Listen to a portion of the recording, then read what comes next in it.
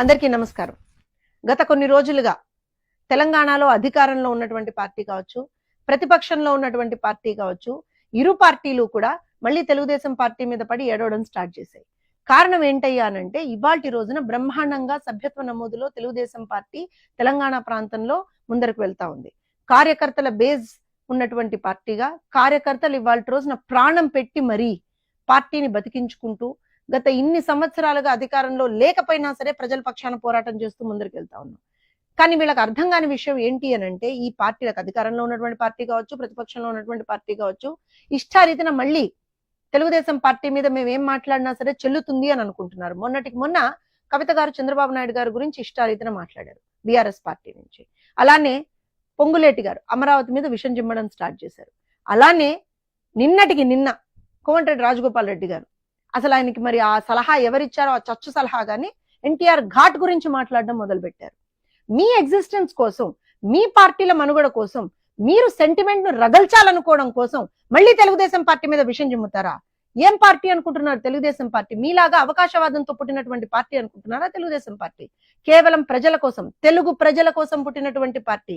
ఆ రోజున అన్న నందమూరి తారక రామారావు గారు పార్టీ పెట్టినప్పుడు ఎన్నో విప్లవాత్మకమైనటువంటి మార్పులు తీసుకొచ్చారు. అసలు హైదరాబాద్ నడిబొడ్డున పుట్టినటువంటి పార్టీ.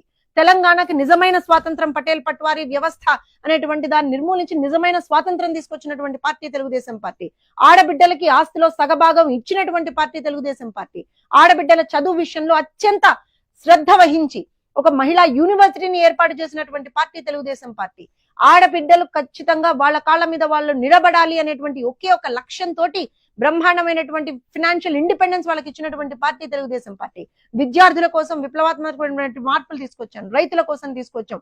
మేం చేసినటువంటి అభివృద్ధి తప్ప తర్వాత వచ్చినటువంటి పార్టీలు ఇవాల్టి వరకు ఒక కన్స్ట్రక్టివ్ వేలో ఏం అభివృద్ధి చేశాయి అని అడిగితే గుండు సున్నా అని చెప్పొచ్చు. 11 సంవత్సరాల తెలంగాణ ప్రస్థానంలో ఇవాల్టి వరకు కూడా ముఖ్యమైనటువంటివి ఏవైతే ఉన్నాయో తెలంగాణ మహిళా కమిషన్ ఫార్మేషన్ కావచ్చు, రైతుల పక్షాన పోరాటం కావచ్చు, విద్యార్థుల పక్షాన పోరాటం కావచ్చు, నిరుద్యోగుల పక్షాన పోరాటం కావచ్చు, ప్రతి ఒక్కటి కూడా తెలుగుదేశం పార్టీ ముందరకు తీసుకెళ్లినటువంటి పోరాటాలే. ఆర్టీసీ ఉద్యోగులు ఆ రోజున సమ్మె చేస్తా ఉంటే వాళ్ళ పక్షాన నిలబడి వాళ్ళ కోసం కొట్లాడినటువంటి పార్టీ తెలుగుదేశం పార్టీ. మరి ఇవాళ ప్రతిపక్షంగా చెప్పుకుంటున్నటువంటి పార్టీ, ఆ రోజున అధికార పక్షంలో ఉన్నటువంటి పార్టీ ఇష్టారీతిన కార్మికుల గురించి కావచ్చు, రైతుల గురించి కావచ్చు, మహిళల గురించి కావచ్చు ఇష్టారీతిన మాట్లాడిన రోజున వాళ్ళ పక్షాన నిలబడి పోరాటం చేసినటువంటి పార్టీ తెలుగుదేశం పార్టీ. నేను లేకపోతే బతకమ్మే లేదు అన్నటువంటి ఒక మహామనిషి, ఒక కొన్ని రోజుల పాటు అసలు ప్రజలకు కనబడనటువంటి మనిషి ఇవాళ వచ్చి మళ్ళీ తన ఎగ్జిస్టెన్స్ ని ప్రూవ్ చేసుకోవడం కోసం మళ్ళీ వచ్చి తెలుగుదేశం పార్టీ మీద, చంద్రబాబు నాయుడు గారి మీద మాట్లాడితే మాత్రం ఊరుకునేటువంటి ప్రసక్తి లేదు. ఎందుకు చెప్తున్నామనంటే తెలుగుదేశం పార్టీ తెలంగాణలో అంతర్భాగం. తెలుగుదేశం పార్టీ పుట్టుక హైదరాబాద్ నడిబొడ్డున జరిగింది. ప్రజల కోసం పుట్టినటువంటి పార్టీ మాది. మీలాగా అవకాశం చూసుకొని మాకు ఇవాళ రోజున ఇదేది వర్కౌట్ కావట్లేదు కాబట్టి, మేము ప్రజలకు ఇచ్చినటువంటి హామీలను మేము నెరవేర్చలేకపోతున్నాం కాబట్టి మళ్ళీ సెంటిమెంట్ ని రగిలిస్తే అయిపోతుందేమో అని చెప్పి విగ్రహ రాజకీయాలు చేసేటువంటి పార్టీ తెలుగుదేశం పార్టీ కాదు. ప్రజా రాజకీయాలు చేసేటువంటి పార్టీ తెలుగుదేశం పార్టీ. అరే ఇవాళ రోజున మీరు వచ్చి ఇన్ని రకాలుగా మాట్లాడుతున్నారే, ఒకటే మాట చెప్తున్నాం, దమ్ముంటే ఇవాళ రోజున ఇన్ని సంవత్సరాలుగా మేము తెలంగాణ ప్రాంతంలో అధికారంలో లేకపోయినా సరే ఒక్క పిలుపుతో లక్షల మంది కార్యకర్తలు బయటకు వస్తారు తెలుగుదేశం పార్టీ కోసం. మీకుందా? మీ పార్టీకి ఉందా అంతా? అరే 10 సంవత్సరాలు అధికారంలో ఉన్నారు, ఒక్క సంవత్సరం అధికారంలో లేకుండా ప్రతిపక్షంలోకి వెళ్ళేటప్పటికి విచ్చలవిడితనంగా మాట్లాడుతున్నారు. 10 సంవత్సరాల అధికారంలో లేరు, ఇవాళ రోజున ఒక్క సంవత్సరం అధికారంలోకి వచ్చేటప్పటికి కాంగ్రెస్ వాళ్ళు విచ్చలవిడితనంగా అధికారం మదంతో ఊగిపోతున్నారు. రైతుల చేతులకు బేడీలు వేసినటువంటి చరిత్ర ఇరు పార్టీలది. ఇవాళ రోజున అటు టిఆర్ఎస్ కావచ్చు, ఇటు కాంగ్రెస్ కావచ్చు, ఇరు పార్టీలు కూడా రైతుల చేతులకు బేడీలు వేశారా లేదా? తమాషాలు ఆడుతున్నారా? మళ్ళీ వచ్చి ఇవాళ రోజున ఒకటే చెప్తా ఉన్నాం, మీరు మంచి చేస్తే మంచి అంటాం, చెడు చేస్తే ఖచ్చితంగా గల్లా పట్టుకొని ప్రశ్నిస్తాం. అది తెలుగుదేశం పార్టీ కార్యకర్తలకు ఉన్నటువంటి బలం. మా బలం, మా బలగం, మా పార్టీ సిద్ధాంతం, మా పార్టీకి ఉన్నటువంటి కార్యకర్తల బలం. దాన్ని బేస్ చేసుకొని మాత్రమే మేము రాజకీయం చేస్తున్నాం. మీలాగా కుసంస్కారంతో, కుయుక్తులతోటి పక్క రాష్ట్రాల మీద పడి ఏడవడమో, పార్టీల మీద పడి ఏడవడమో చేయట్లేదు. అయినా ఇవాళ రోజు మీరు ఎవరి మీద పడి ఏడుస్తున్నారు? చంద్రబాబు నాయుడు గారి మీద, తెలుగుదేశం పార్టీ మీద, తెలుగు ప్రజల కోసం పుట్టినటువంటి పార్టీ. విజన్ 2047 లో భాగంగా యావత్ ప్రపంచంలో భారతదేశం ఫస్ట్ పొజిషన్ లో ఉండాలని కోరుకుంటున్నటువంటి పార్టీ, దానికి ఒక విజన్ ప్లాన్ వేసినటువంటి పార్టీ తెలుగుదేశం పార్టీ. అందులో ఇరు తెలుగు రాష్ట్రాలు, అటు ఆంధ్రప్రదేశ్ ఇటు తెలంగాణ రెండు కూడా మొదటి 2 స్థానాలు ఇరు తెలుగు రాష్ట్రాలు మాత్రమే సాధించుకోవాలి అనేటువంటి ఒక ఏకైక లక్ష్యంతో పనిచేస్తున్నటువంటి పార్టీ తెలుగుదేశం పార్టీ. మీ కుసంస్కారంతో, మీ కుయుక్తులతోటి, మీ స్వార్థ ప్రయోజనాల కోసం మళ్ళీ సెంటిమెంట్ ని రగిల్చి ఇంకోటి అని మాట్లాడితే మాత్రం ఊరుకునేటువంటి ప్రసక్తి లేదు. అటు బీఆర్ఎస్ సోషల్ మీడియా కార్యకర్తలకైనా సరే, ఇటు కాంగ్రెస్ సోషల్ మీడియా కార్యకర్తలకైనా సరే ఇది హెచ్చరికగానే మీరు భావించండి. ఇష్ట రీతిన సోషల్ మీడియాలో కూడా మేము చూస్తా ఉన్నాము, ఇష్ట రీతిన ఏదైతే మీరు మా పార్టీ గురించి కావచ్చు, మా పార్టీ నేతల గురించి కావచ్చు, మా పార్టీ సోషల్ మీడియా కార్యకర్తల మీద కావచ్చు, మీరు ఏ రకంగా అయితే మాట్లాడుతున్నారో వదిలిపెట్టేటువంటి ప్రసక్తి లేదు.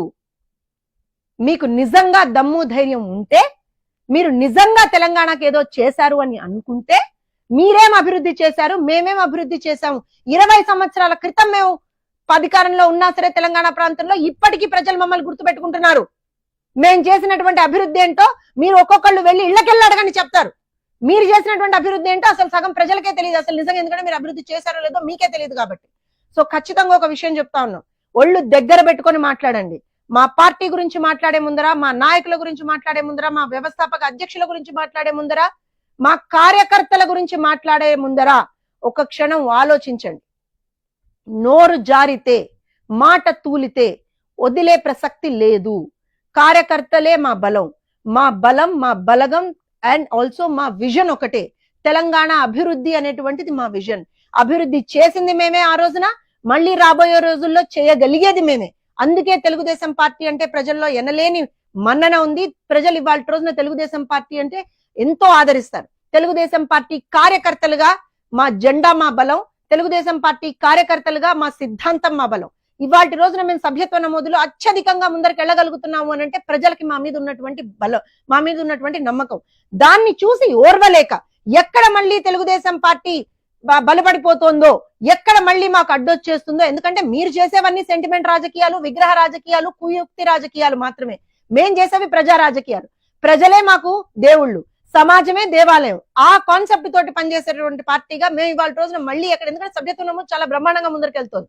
సో దాన్ని చూసి ఓర్వలేక ఏదైతే మీరు ఇవాళ రోజున మాట్లాడుతున్నారో, ఏదైతే ఈ రోజున చేస్తున్నారో, ఖచ్చితంగా దీని గురించి ఒక్కసారి పునరాలోచించుకోండి అని ఇరు పార్టీలకి చెప్తున్నాం. అటు అధికారంలో ఉన్నటువంటి పార్టీకి, ఇటు ప్రతిపక్షంలో ఉన్నటువంటి పార్టీకి, ఇరువురికి చెప్తున్నాం. మాకు ఎవరు మిత్రులు శత్రువులు ఎవరు లేరు. తెలంగాణకి మంచి చేస్తే మంచి అంటాం, తెలంగాణకి చెడు చేస్తే చెడు అంటాం, అంతే. మాకు ఇంకొక సిద్ధాంతం లేదు, మాకు ఇంకొక అక్కడ ఉన్నటువంటి ఇంకొక ఏమంటారు అంటే కాన్సెప్ట్ ఏమీ లేదు.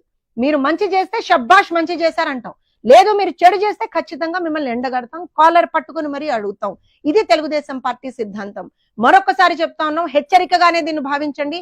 ఎవరైనా సరే మళ్ళీ ఒక్కసారి ఏ రకంగా అయినా సరే తెలుగుదేశం పార్టీని కించపరచడం గాని, పార్టీ నాయకుల్ని కించపరచడం గాని, పార్టీ సోషల్ మీడియా కార్యకర్తల మీద ఏ విధమైనటువంటి హెరాస్మెంట్ కానీ చేస్తే మాత్రం ఊరుకునేటువంటి ప్రసక్తి లేదు. ఒళ్ళు దగ్గర పెట్టుకొని మీరు మలగాలని చెప్పి కోరుతా ఉన్నాం.